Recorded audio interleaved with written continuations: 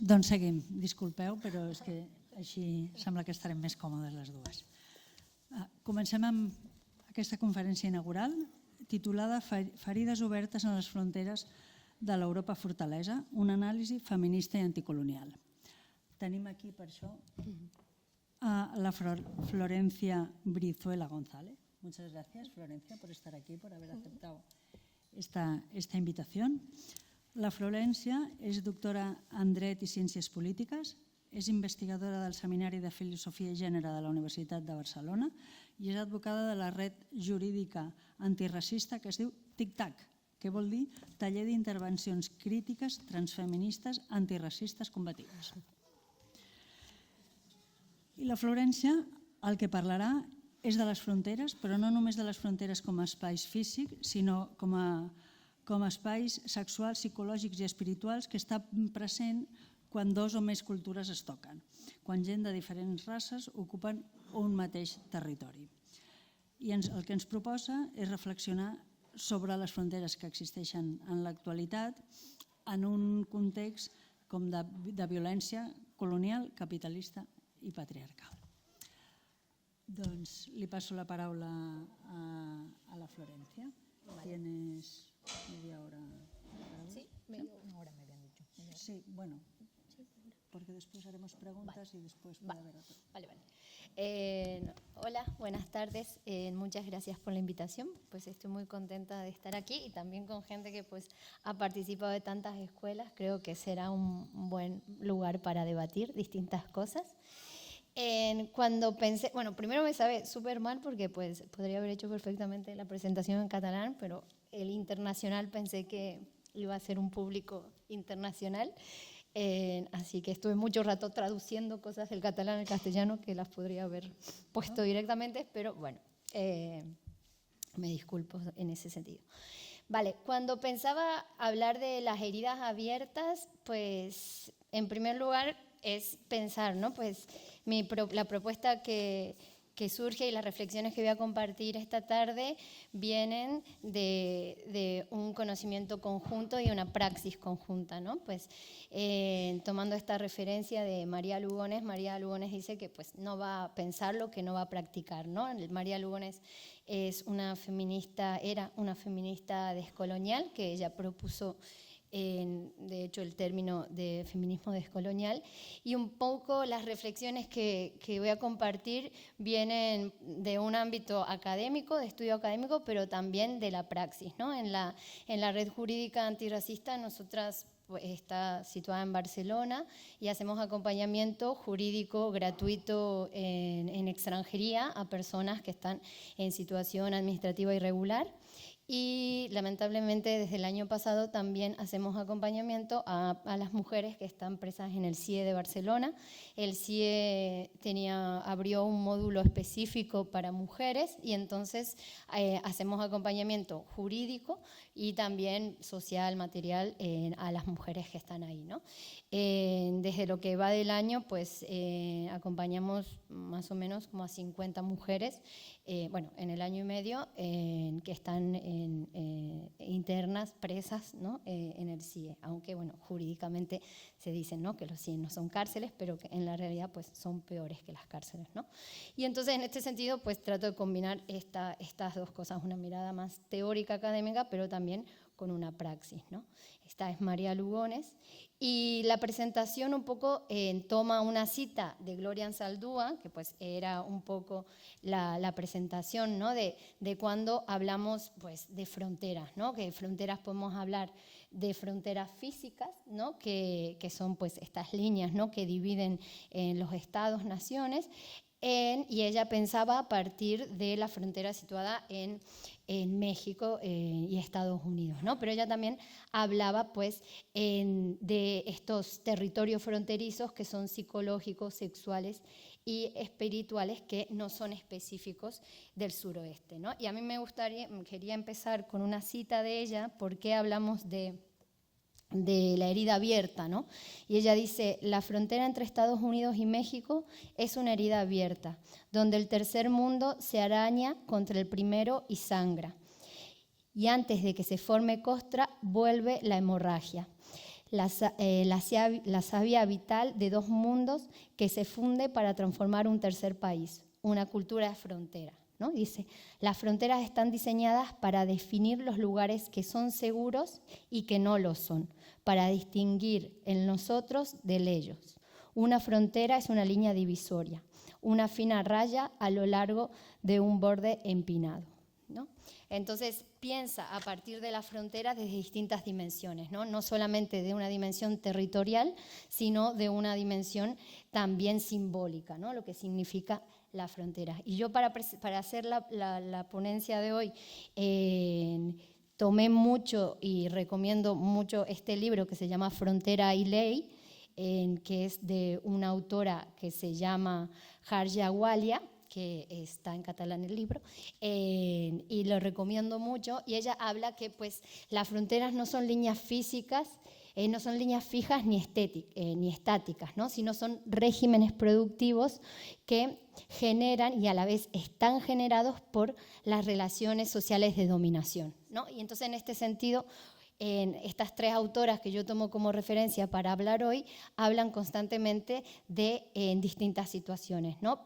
Que está definido por lo que entendemos como el sistema moderno colonial, ¿no? Nosotras vivimos en un mundo, ¿no? Pues, que está atravesado por la racialización, por la raza, ¿no? O sea, todas estas cuestiones de las fronteras, no podemos entender las fronteras sin entender el colonialismo, el imperialismo y pues la blanquitud, ¿no? La blanquitud como una categoría pues, que se reproduce constantemente, ¿no? Entonces, cuando hablamos de estas autoras, tenemos que entender a la raza y al racismo como una estructura, ¿no? Como un sistema de dominio, como un sistema que justifica y reproduce supremacía racial de la blanquitud, también como un sistema donde el colonialismo y la colonialidad del poder, dirían los autores de coloniales, está presente. No podemos entender la migración, ¿no? Por ejemplo, sin pensar en esas relaciones coloniales norte-sur, ¿no? No es casual que sean las personas del sur global las que migran a los países del norte global, ¿no? Y la colonialidad del género, que es un concepto más complejo, pero que lo voy a ir explicando, en el sentido de decir, cuando nosotras hablamos de racismo y de capitalismo, no podemos entender el racismo y el capitalismo sin entender el patriarcado, ¿no? Estos debates que hay, que llegó primero si el patriarcado o el colonialismo o el capitalismo, decimos son constitutivos, ¿no? Constantemente se están retroalimentando ambos sistemas, ¿no? Entonces, cuando hablamos de un sistema, y voy a tratar de aterrizar con ejemplos que nosotras vemos en lo cotidiano, hablamos de que la colonialidad es... esta es otra autora que vivió mucho tiempo en Madrid, y ella habla de que la colonialidad, o sea, cuando entendemos el sistema, tenemos que entender como múltiples aparatos de poder que funcionan en múltiples niveles diferentes y que se hayan interconectados entre sí, ¿no? Que se retroalimentan mutuamente. Y esto lo voy a tratar de explicar en esta presentación, ¿no? Sin determinaciones últimas necesarias de un nivel sobre otro, ¿no? No, esto, ¿no? Sí, esta es la siguiente. Sí. Y entonces decir, ¿no? No hay una superestructura, sino que hay determinaciones mutuas, ¿no? Y ya lo voy a tratar de desarrollar, ¿no? Entonces, cuando hablamos de un sistema moderno colonial en el que vivimos, pues, por ejemplo, estamos hablando de cómo el colonialismo, ¿no? Cómo las relaciones coloniales siguen vigentes en el presente, aunque formalmente se diga que no existen relaciones, que los países no se han independizado. Entonces, las autoras hablan de 4 formas de gobernanza que van más allá de la creación de muros, ¿no? O sea que las fronteras tienen 4 formas de funcionar que van más allá solamente de crear un muro, ¿no? Y entonces una de las formas es la exclusión, ¿no? Entonces nosotros vivimos en un momento en donde se están desplegando numerosas políticas, ¿no? Económicas, públicas, tratados para tratar de contener la llegada de personas, ¿no? Contener la llegada, es decir, bueno, pues la Unión Europea, el Estado español, pues desarrolla políticas tendientes a evitar que las personas lleguen, ¿no? Y esto, por ejemplo, puede ser mediante muros, ¿no? O en los centros de internamiento o deportaciones, ¿no? Aquí pues tomo un mapa interactivo del centro de las que a mí me gusta mucho y leo mucho lo que hacen, ¿no? Y aquí pues hay un mapa interactivo que les invito pues también a revisarlo, en donde señalan las distintas fronteras que existen actualmente los muros que existen en el mundo, y también cómo esta cuestión de las fronteras se ha ido cada vez más desarrollando, ¿no? con la ayuda de la tecnología, ¿no? Porque aquí, por ejemplo, en el ámbito de Europa hacen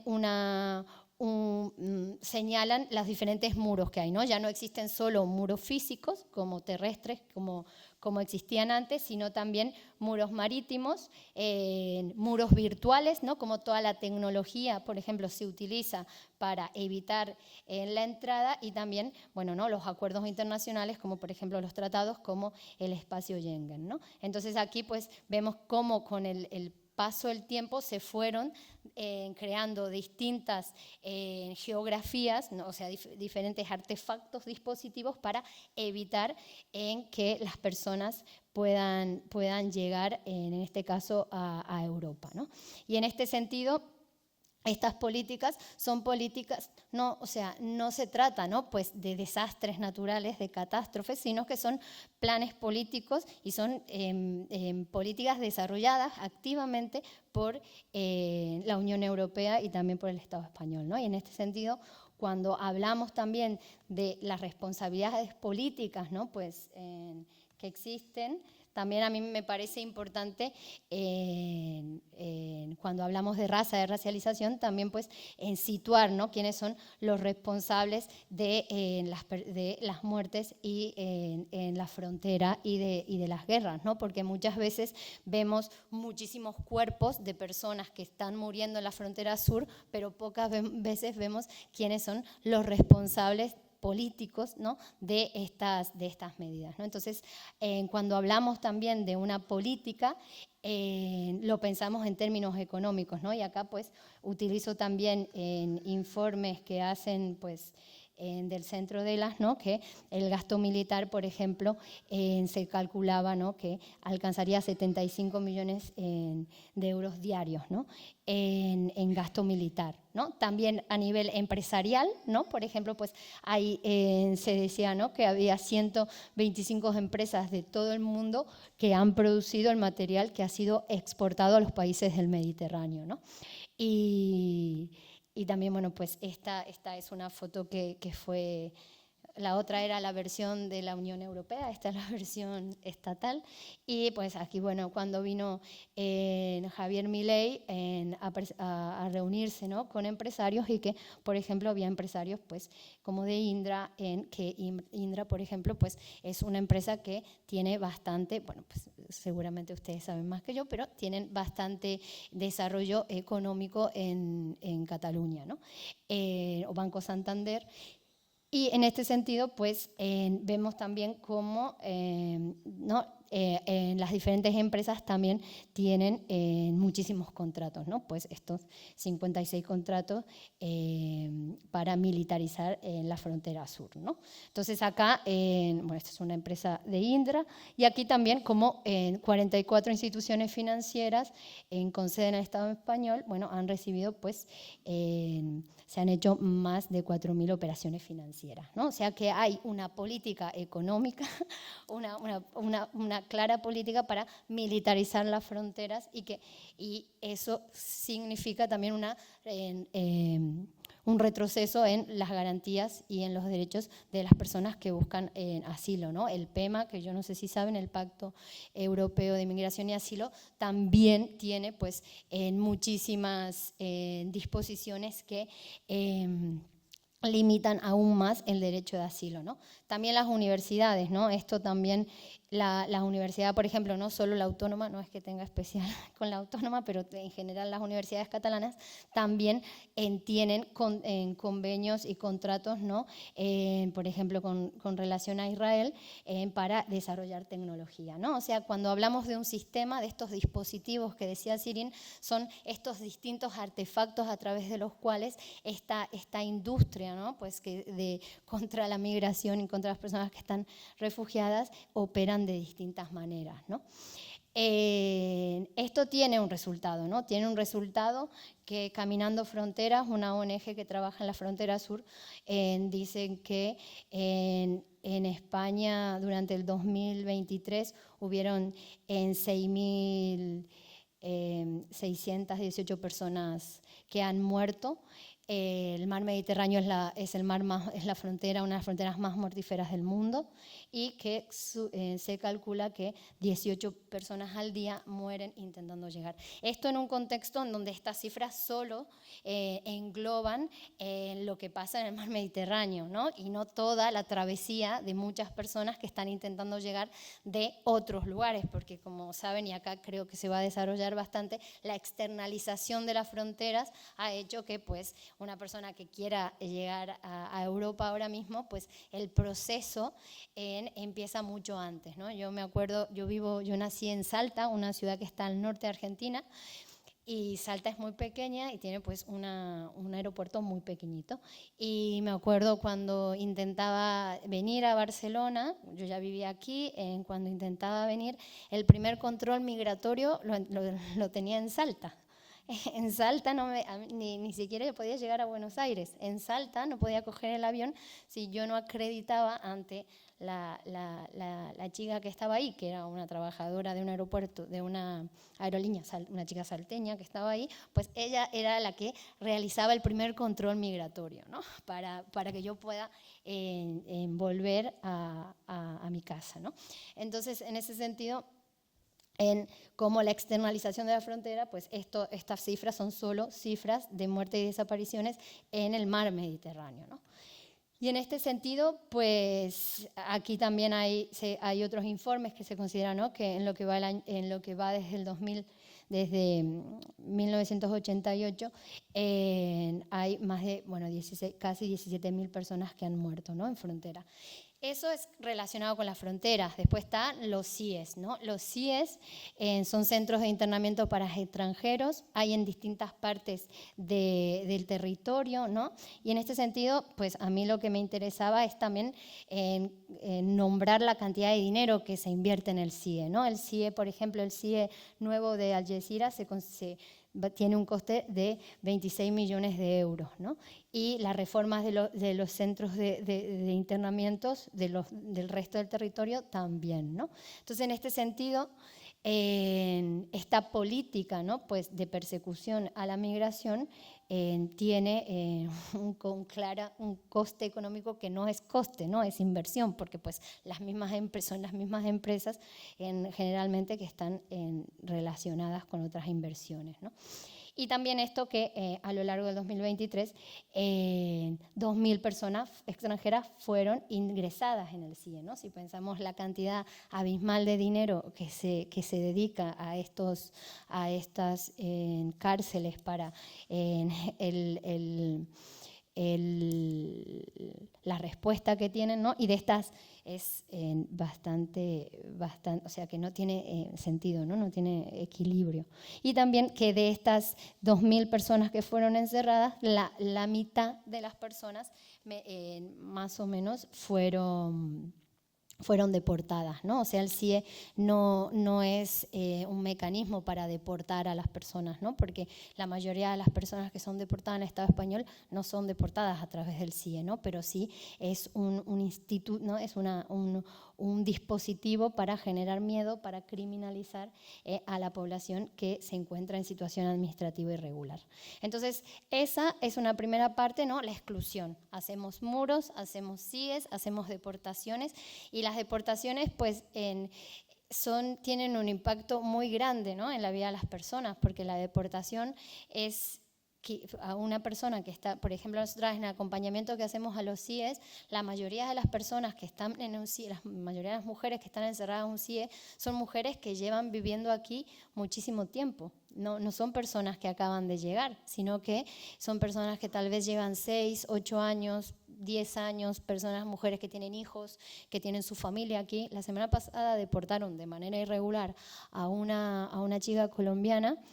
No supimos nada de ella durante 24 horas y la chica llegó a Bogotá y no conocía a nadie, no tenía dinero, toda su familia estaba aquí, tenía 19 años, había migrado cuando era menor de edad, ¿no? Y esas son las situaciones que constantemente vemos y acompañamos en este proceso, ¿no? de encierro a las personas, ¿no?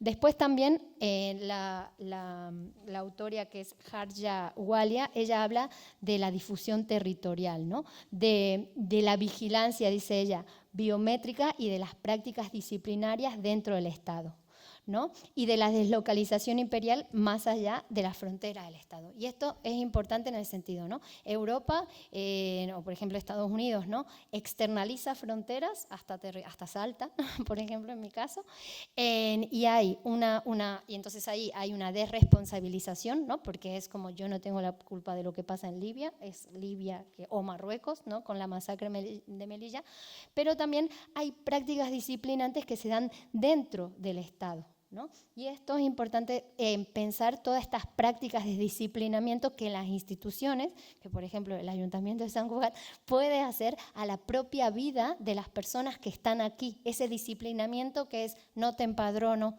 te quito, hay cambio de legislación, entonces ahora ya el padrón, por ejemplo, en Barcelona, ya sin domicilio fijo no se puede hacer. Tú quieres ir a la trabajadora social para que te dé algún servicio, entonces no te tienes que vestir así, no tienes que tratar así a tus hijos, hay un disciplinamiento que se da en el territorio que es constante, ¿no? Que es constante, y esto lo que dice la autora es, ¿no?, que atravesar la frontera, y esto cualquier persona migrante que ha migrado en situación administrativa irregular lo sabe bastante, que no significa que los problemas se acaben, ¿no? Porque la frontera es móvil. La frontera es móvil y se pueden imponer en cualquier lugar, ¿no? El otro día hablábamos con una señora hondureña que ella había trabajado muchísimo tiempo como trabajadora interna en Barcelona, y ella nos contaba, o sea, muy triste, estaba muy triste porque su nieto, que ya tiene papeles, que ya nació aquí, vivía racismo en la escuela, ¿no? Y entonces ella estaba como muy triste, diciendo, yo pensaba, ¿no?, que pues ya todo lo que nosotras sufrimos con el trabajo del hogar ya iba a pasar, y esa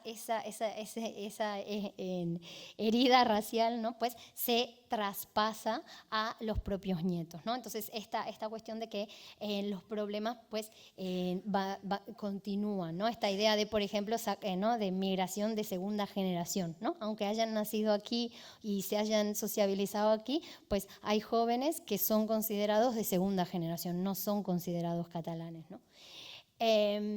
Y en este sentido, pues a mí me gustaría, que yo estoy segura que otra gente lo va a hablar y no yo, pero esta vigilancia cotidiana que se desarrolla a través del PREV. Yo no sé si ustedes conocen el PREV. El PREV es un protocolo de prevención de la radicalización, de radicalismos violentos.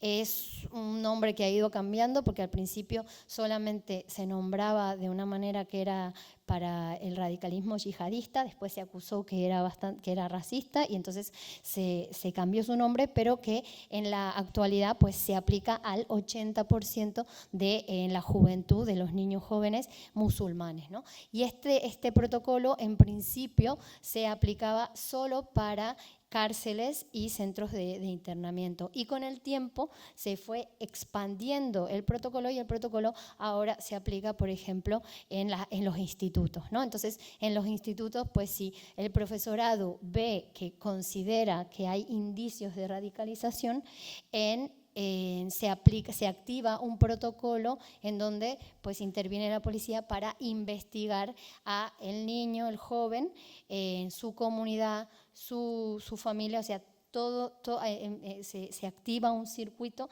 de control y vigilancia a ciertas personas, ¿no?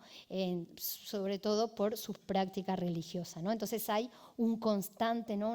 una vigilancia constante en el sentido en donde cualquier actividad que pues una haga puede ser sujeta de control, ¿no? Entonces esto es como decir, cómo el personal de sanidad, servicios sociales, profesorado, instituto, se convierten en guardianes de la frontera, ¿no? En esos guardianes de la frontera y reproducen esas fronteras, ¿no? El otro día hacía una formación y una profesora me decía preocupada que pues tenían problemas en las prácticas por las chicas que hacían las prácticas que usaban velos, ¿no? Y ahí había una reproducción pues, de la lógica en donde pues, la profesora pues, impartía, no hacía un control de la supuesta integración o no de las jóvenes que habían nacido aquí por si usaban un no velo, ¿no? O sea, la profesora en un instituto, ¿no? Ya no estamos hablando de Frontex, ¿no?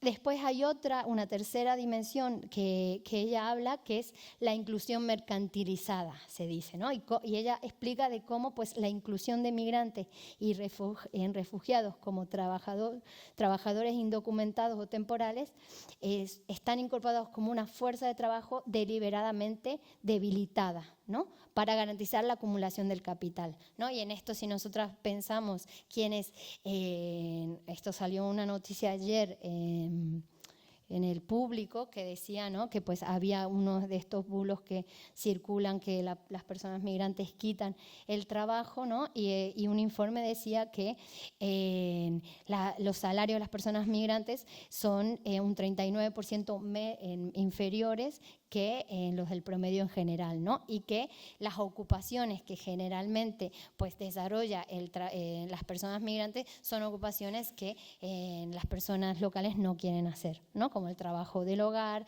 como trabajar en el campo, porque son trabajos que generalmente son poco reconocidos socialmente y mal pagados, ¿no? Si, por ejemplo, miramos, esta es un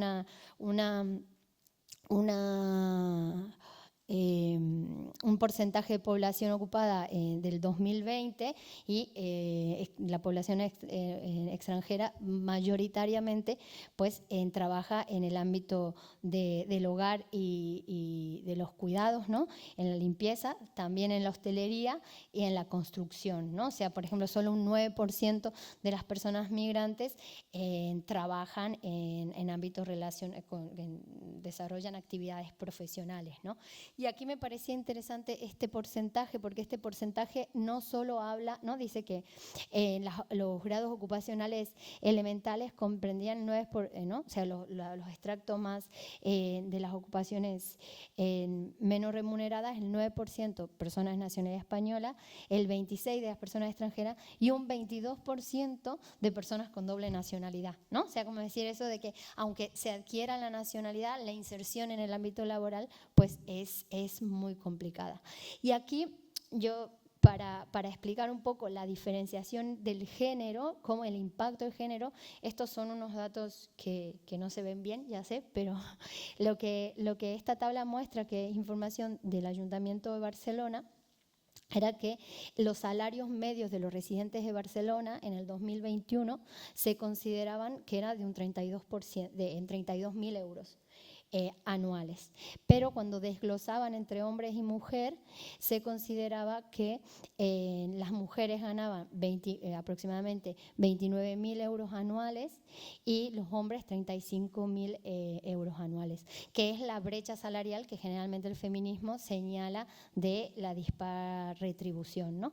Pero si nosotras miramos y complejizamos esta brecha, vemos que, por ejemplo, una mujer latinoamericana gana 18.000 euros anuales, mientras que, por ejemplo, un hombre de la Unión Europea gana aproximadamente 38.000 euros anuales, ¿no? Entonces ahí vemos cómo pues, la diferencia de salarios, ¿no? es totalmente pues, abismal, que no son 6.000 euros anuales, como dice Feminismos, hegemónicos, sino que en determinados casos son hasta 20.000. Y cuando hablamos de mujeres trabajadoras del hogar, vemos que la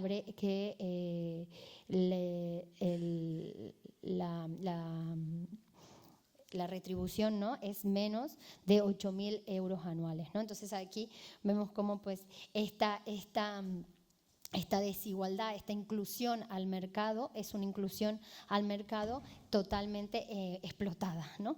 Y esto es importante señalar, por ejemplo, en el ámbito del trabajo del hogar, la ley del trabajo del hogar lo prevé. La propia ley prevé que, por ejemplo, una trabajadora interna puede trabajar 60 horas semanales, ¿no? La propia ley.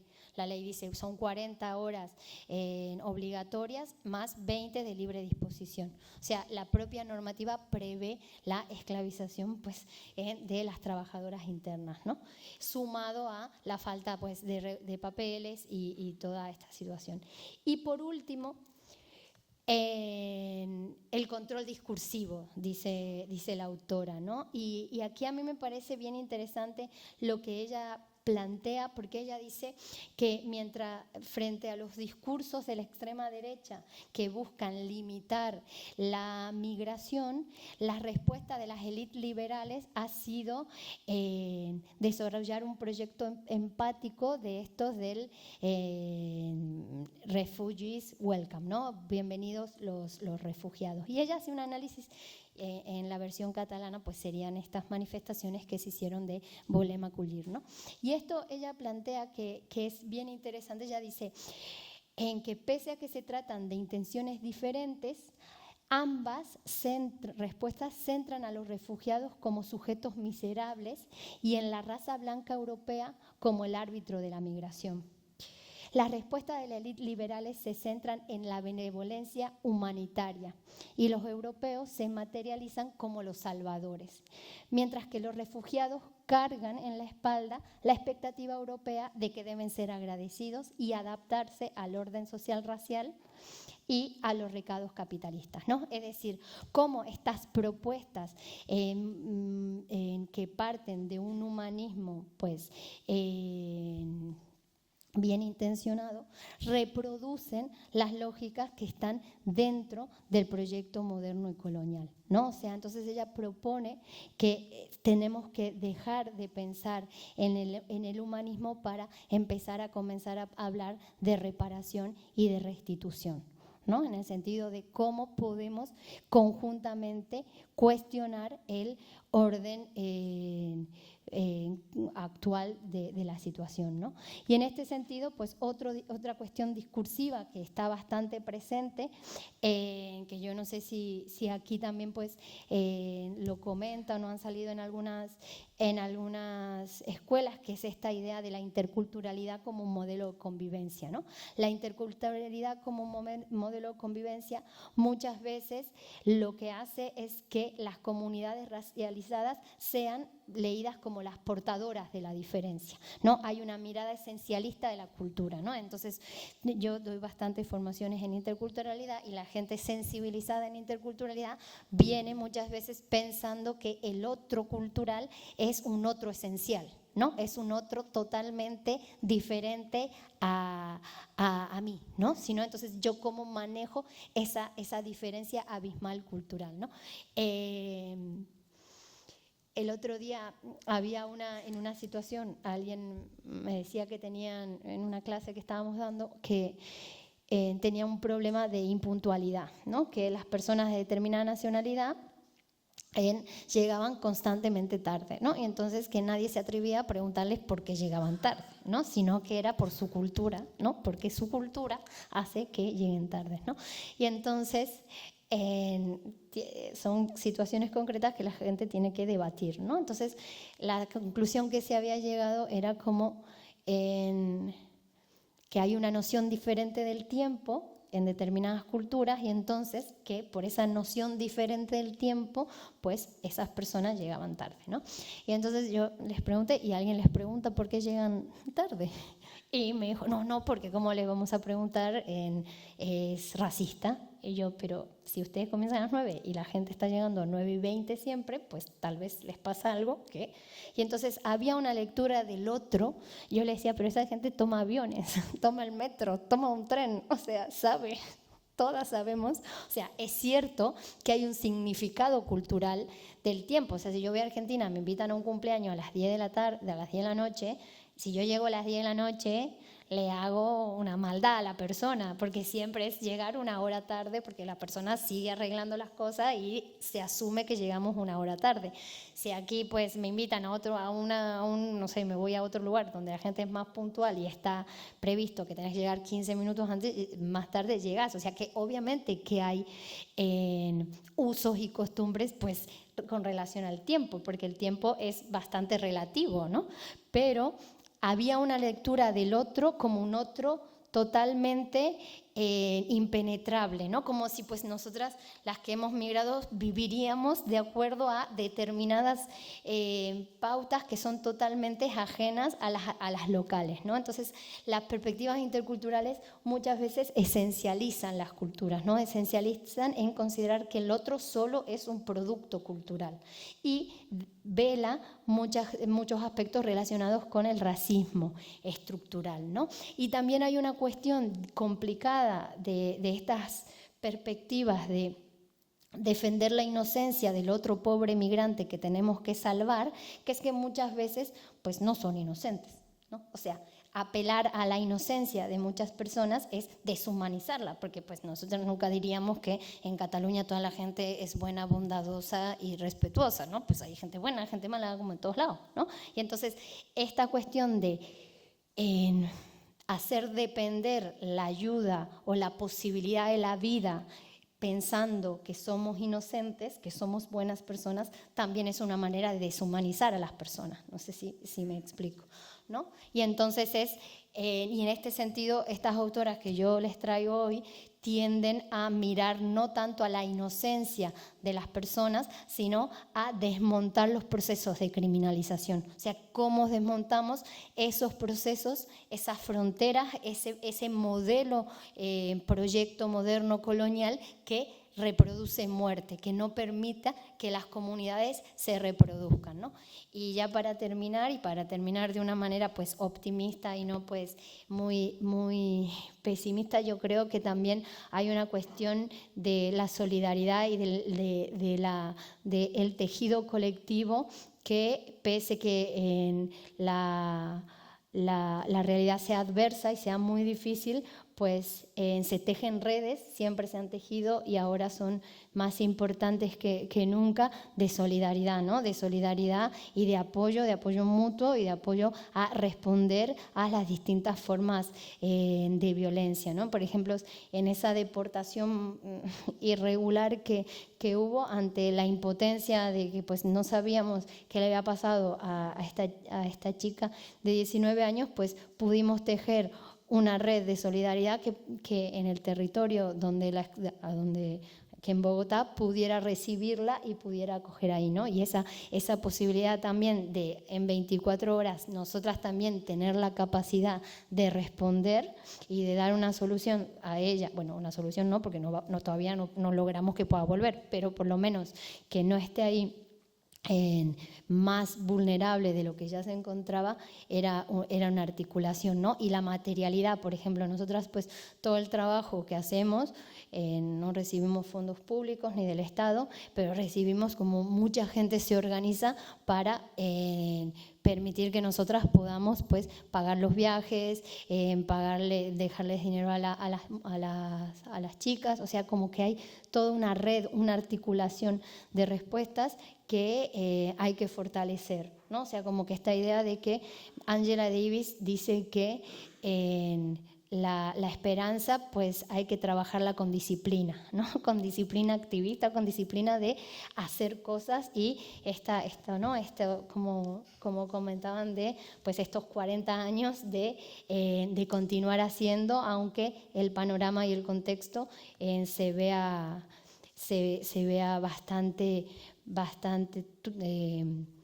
difícil en la actualidad, ¿no? Entonces, esto es decir, analizar las fronteras como parte de las relaciones imperiales obliga a pasar de las nociones de caridad y de humanismo, que sabemos que son pilares del proyecto colonizador moderno y colonial, a las de restitución, reparación y responsabilidad, ¿no?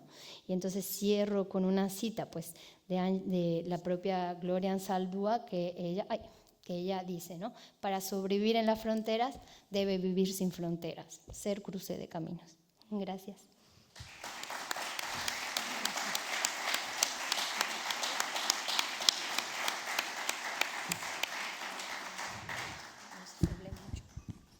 Bueno, muchísimas gracias, Florencia. Creo que has aportado muchísimos elementos, ¿no?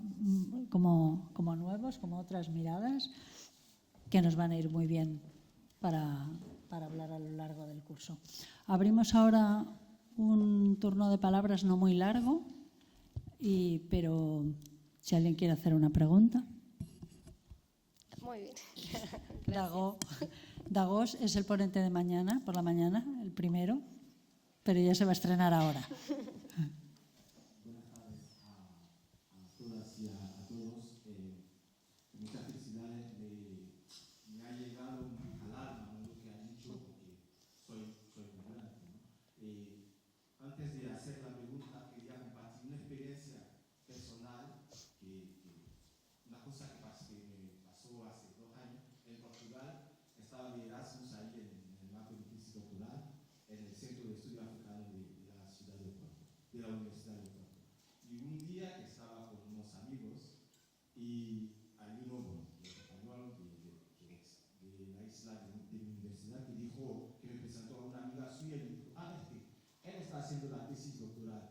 Y la chica, con mucha buena voluntad, no sentía maldad en su voz ni en su cara, y me preguntó, ¿cómo se siente pasar de una patera a una tesis doctoral? Y yo, bueno, no lo sé, porque nunca he estado en una patera, ¿no? Como en su cabeza, al verme ya con los rasgos africanos, no sé cómo se consigue un visado, ¿no? Solamente puedo llegar en España en patera. Así que lo que estaba diciendo de esta frontera móvil es una realidad muy, muy tangible. Y bueno, para ir hacia la pregunta, para no alargarme mucho, quería saber cuáles son las acciones que toman, por ejemplo, para estas mujeres que están recluidas, ¿no?, en los CIES, ¿no? Y la segunda sería las acciones que toman con los más jóvenes, porque se ha visto en Canarias una cosa que todo el mundo, de la que todo el mundo habla, en los institutos, los casos de racismo, si se viven ahí, cuáles son las actividades que están llevando para luchar contra eso. Muchas gracias. Gracias. ¿Hay alguna otra pregunta que les haga? Sí, pues aquí delante, Juliana.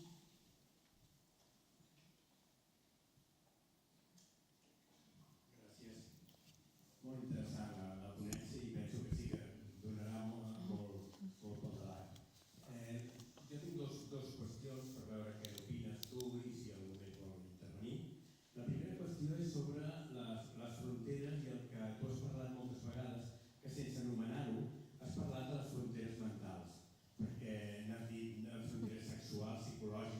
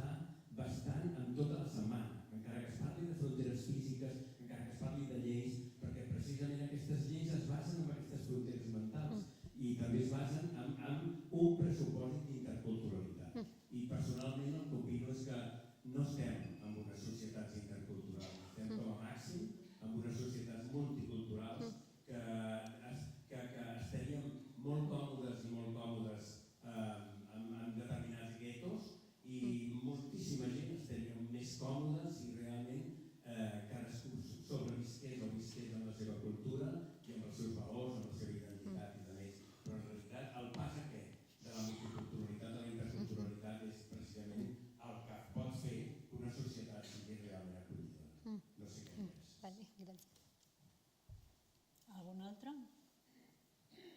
Va. Allá. Sí? Ja està, deixem després d'aquesta. Procura ser... Sí. Sigues breu. Gràcies. Dues coses que he pensat quan estaves parlant, interessant la teva presentació, amb les fronteres que hi ha, i deu haver o no sé, entre la vostra activitat i altres serveis que també intervenen en els dies, etc. I pensava, allà també hi ha fronteres. Què passa? Que cada servei va una mica a la seva bola, que no hi ha fet referència, suposo, perquè és tot també molt concentrat, no? Això com a pregunta. I l'altra qüestió, que em sembla molt central, de reflexió, és aquesta idea de que som portadors de diferència. Tots som portadors de diferència. I aquesta sí que em sembla una línia per insistir, per compartir, per pensar. Això. No és l'altre que és diferent. Jo també soc diferent. Gràcies. Gracias. Vale, sí. Vale, bueno, muchas gracias por las preguntas.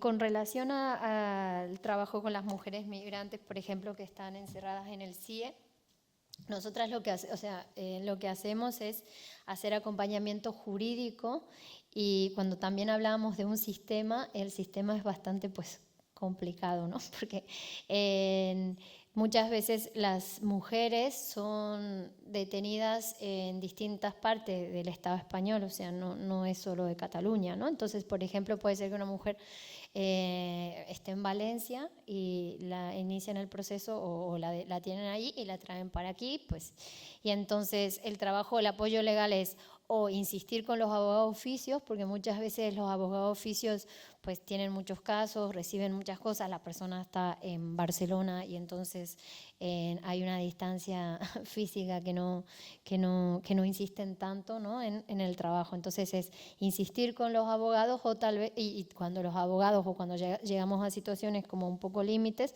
pues ya hacer intervenciones nosotras directamente como abogadas. El tema es que, bueno, hay unas cuestiones técnicas que es bastante complejo, porque nosotras no podemos, si un abogado tiene la designia, nosotros no podemos ponernos a hacer cosas, necesitamos la designia la tiene que firmar la persona, y la persona está encerrada en el CIE.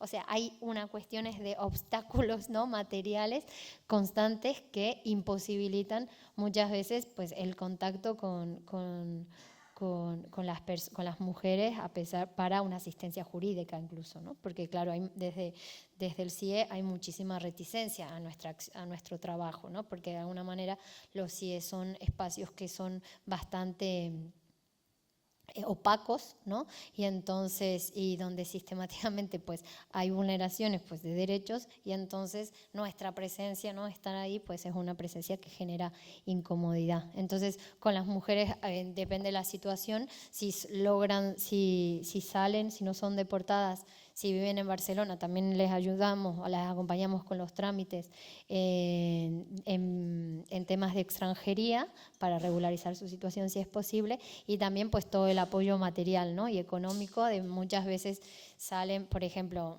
chicas, o sea, hay mujeres que están en chanclas porque salían a comprar y las detuvieron y las trajeron para aquí, y salen del CIE con una tarjeta del metro y en chanclas me tengo que volver a País Vasco, ¿no? O sea, que entonces es ese acompañamiento también de si se tienen que quedar a dormir en Barcelona para que se puedan ir, si dinero para que puedan viajar, bueno, o sea, toda la logística para que puedan volver a su comunidad, ¿no? Y si son deportadas, también hacer la logística. Lo que pasa es que con las deportaciones es muy complejo, porque las que deportaron y que nosotras acompañamos eran mujeres que no tenían relación con el territorio al que deportaron. Entonces es una situación que de repente te mandaron a una chica, era del sur de Brasil, la dejaron en Río de Janeiro, y la chica la familia está aquí, o sea que también en ese contexto es muy complejo, y siempre es tratar de apoyarla económicamente para que pueda volver a donde está su familia, ¿no? Y también lo que pasa con el CIE de Barcelona es que hay muchísimas mujeres gitanas encerradas. Mujeres gitanas que no pueden ser deportadas porque muchas no tienen la nacionalidad, y entonces solo están ahí de castigo 60 días y pues ya salen, ¿no? O sea, mujeres gitanas estos últimos 3 meses, sobre todo de Bosnia, hay muchas, ¿no? Y también, ¿no? Como en la situación de las mujeres, muchas mujeres son víctimas de trata, de violencia machista. Una de las chicas pues, que logramos que saliera hace poco pues, había vivido violencia sexual. El hombre, la pareja estaba preso por violencia sexual y ella, en vez de tener acompañamiento en el CIE, acompañamiento por la violencia que había vivido, pues estaba encerrada en el CIE, ¿no? O sea, como que la realidad, pues, que eso yo pensaba, ¿no? Cuando alguien comentaba hace un rato de que muchas veces pensamos que los conflictos bélicos o la guerra, la violencia inhumana está muy lejos, muchas veces la violencia inhumana está aquí en Barcelona, ¿no? En el propio territorio, en Cataluña, ¿no? Pues desarrollándose prácticas totalmente normalizadas, ¿no? Como pues el trabajo, por ejemplo, las trabajadoras del hogar y los cuidados también, ¿no? La violencia que viven las trabajadoras pues son muchas veces normalizadas, ¿no? Y con los jóvenes, claro, pues con los jóvenes migrantes también, los jóvenes que nosotros acompañamos pues no son vistos como jóvenes prometedores ni como en el futuro de Cataluña, ¿no? Sino que son leídos como constantemente como jóvenes que vienen a robar, que culturalmente son más machistas y todos estos estigmas que vive la infancia que migra sola, ¿no? O sea, los jóvenes. Y además hay una cuestión muy triste con los jóvenes, por lo menos con los que nosotras acompañamos, es que en general, como que los más obedientes, o sea, los más que son más, bueno, esto ya es un estereotipo que voy a hacer aquí delante de un montón de personas, pero bueno, que en general los jóvenes que son más avispados se van. O sea, ven que se complica un poco aquí y se van a otros lugares y buscan otro territorio. En cambio, los jóvenes que están aquí insistiendo en quedarse en Cataluña, insistiendo, haciendo todos los pasitos que le dicen las trabajadoras sociales que tienen que hacer, las educadoras, para que puedan acceder, muchas veces son los jóvenes que pues, después terminan en la cárcel, ¿no? O sea, que están ahí pues, en un proceso, en un bucle que es muy difícil porque se quedan sin papeles. Antes se quedaban sin papeles porque les daban permiso de residencia sin autorización a trabajar y cuando tenían que renovar de nuevo papeles les pedían medios económicos, ¿no? Y eran jóvenes que pues, vivían solos, no tenían medios económicos y no habían tenido permiso de trabajo. Entonces, ¿qué medios económicos iban a tener? Ahora eso se cambió y entonces eran chavales que pues, se quedaban sin poder trabajar, sin papeles y después cuando empiezan a vivir en situación de calle, pues muchas veces a tener antecedentes penales o policiales y entonces ahí dificulta la regularización, ¿no? Entonces es todo un bucle que es muy difícil encontrar de dónde y cuando cumplen 18 años muchas veces pues de los sistemas de acogida son expulsados, ¿no? Entonces es como un bucle, ¿no? Un pez que se muerde la cola. Entonces con los jóvenes es muy difícil el trabajo porque hay muy pocas herramientas, tanto legales como laborales, ¿no? Ayer daba una formación en Manresa y una asociación me decía, nosotros hacemos todo lo que sea para que los chavales puedan trabajar, pero no reciben ofertas de trabajo, ¿no? Y eso también está muy relacionado con la sociedad acogida, ¿no? Pues cómo posibilita, ¿no? La inserción laboral de determinados jóvenes, ¿no? Con el tema de las fronteras mentales, a mí me parece que o sea que también hay por eso me parece interesante lo que ella plantea de los problemas, ¿no? De Volem Acollir y de todas estas ideas, donde nosotras tenemos una subjetividad muchas veces de o rechazo absoluto, ¿no? a estas personas que nos invaden o pues de salvación, ¿no? Hay una cuestión ahí ambivalente que es una u otra, ¿no? Entonces, y el rechazo absoluto, ¿no? Pues yo creo que viene de esa subjetividad y de esos discursos dominantes en donde nos dan la sensación de que nos están invadiendo, ¿no? Constantemente, donde este informe, por ejemplo, que se publicaba, me daba gracia porque intentando contradecir los bulos, decía, se dice que hay un 26% de migración en el Estado español, pero solo hay un 13%. Solo hay un 13%, no se preocupen, no son tantos, ¿no? O sea, hay una idea que pese incluso a que queremos pues aceptar pues la migración, siempre es con reticencia, ¿no? Y esto crea una subjetividad, ¿no? Hay una subjetividad, hay una manera de entender que es muy profunda, ¿no? Que es muy profunda cómo se constituye la blanquitud y cómo pues la blanquitud y quienes piensan bajo el paradigma, ¿no? Quienes pensamos bajo este paradigma en donde vemos a la otra persona como una persona que va a poner en peligro mi bienestar, ¿no? A poner en peligro mi bienestar y que va a poner en estas frases que siempre están presentes, ¿no? En el sentido de decir, esto ya no era lo que era antes, ¿no? En los pueblos, pues yo cuando voy a hacer formación a los pueblos siempre sale, ¿no? Bueno, pero es que antes así no era, ¿no? Y ese así no era como que no había tanta gente en determinado lugar, ¿no? Entonces creo que hay una cuestión importante en qué narrativas hacemos para ir contradiciendo esos discursos, ¿no? Por ejemplo, y por eso para mí es complicado el tema de la interculturalidad, porque la interculturalidad muchas veces lo que plantea es una cuestión relacionada con el dialógica, ¿no? De decir, bueno, vamos a celebrar la diversidad, cuando muchas veces pues, en la diversidad también se dan surgen conflictos, ¿no? Y entonces, ¿cómo pensamos la conflictividad? Y no solo a partir de la cuestión dialógica, que no digo que no haya que haya diálogo, sino cuando hay unas cuestiones, unas desigualdades estructurales que son tan fuertes, ¿no? Entonces ahí es importante. Y también otra cuestión de la interculturalidad, por ejemplo, de la interculturalidad, los proyectos que se hicieron, por lo menos en Barcelona, lo que se intentaban hacer es atacar el rumor, ¿no? Atacar los prejuicios, decir que estos bulos no son ciertos, pero también ya delimitan de qué estamos conversando nosotras, ¿no? Porque se centra la conversación en los últimos años, y esto es lo que ella explica del control discursivo, por qué se centra en el problema de la migración y por qué no hablamos de estos 75 millones de euros diarios que se dedican en el Estado, ¿no? ¿Por qué? O sea, ¿por qué determinados temas son los que surgen y otros no, ¿no? Y entonces ahí creo que hay una cuestión de hacer intervenciones o análisis de racismo estructural, muchas veces nos dan herramientas que desde la perspectiva intercultural no quedan tan claras, ¿no? Entonces, ahí creo que hay una dificultad. Y también conectando con el comentario y la pregunta de que todas somos diferentes, ¿no? Hay una cuestión que la perspectiva intercultural muchas veces también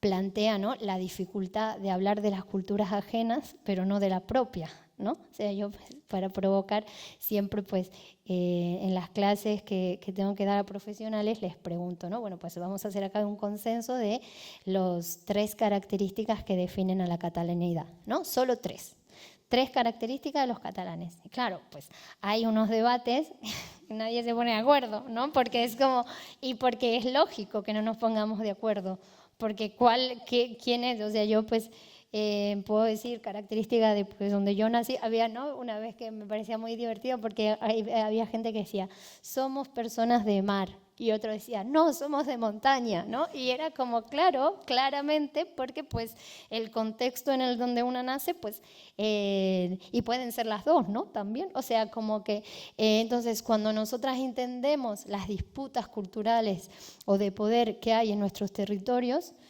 en esas disputas, ¿no? Permiten entender la diversidad del territorio, pero muchas veces cuando pensamos en el resto tendemos a homogeneizar, ¿no? Pues nosotros sí que es complicado entender determinadas cosas, pero podemos decir claramente, rápidamente, cómo son los latinos, cómo son los marroquíes, cómo son, ¿no? O sea, esa complejidad, porque nadie es solo cultura, ¿no? O sea, somos muchas cosas.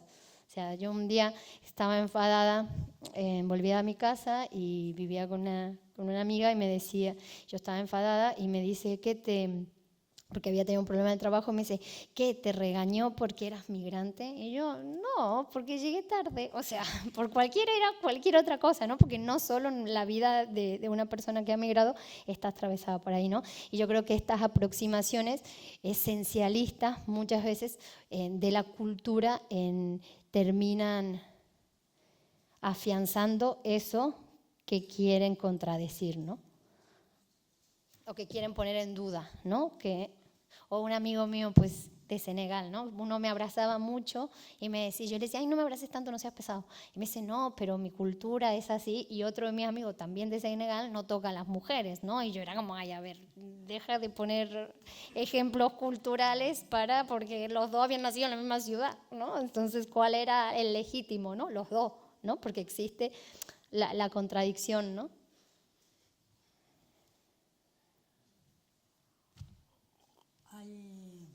Si no hay ninguna pregunta, lo vamos a dejar aquí. Ai, bueno, ara ja m'he passat al castellà jo també. No. No passa res. Bueno, ara per acabar i per acabar de començar a celebrar els 40 anys i per donar forces per tot el seminari, tot el curs que ens espera, us convidem a una copeta aquí fora al pati. Muchas gracias, Florencia, por tu intervención y por venir, por estar con nosotras. Gracias, muchas gracias. Gracias y felicidades.